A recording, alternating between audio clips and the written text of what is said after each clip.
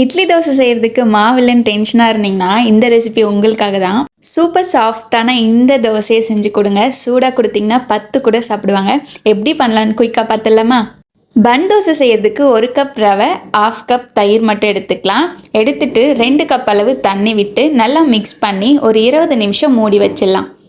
அடுத்ததாக ஒரு பேனில் 2 ஸ்பூன் எண்ணெய் விட்டு கடுகு, சீரகம், பச்சை மிளகாய், ஒரு வெங்காயம் பொடி பொடியாக நறுக்குனதை சேர்த்துட்டு கொஞ்சமாக கருவேப்பிலை கொத்தமல்லியும் சேர்த்து உப்பு சேர்த்து ரெடி பண்ணி தனியாக எடுத்து வச்சுக்கலாம்.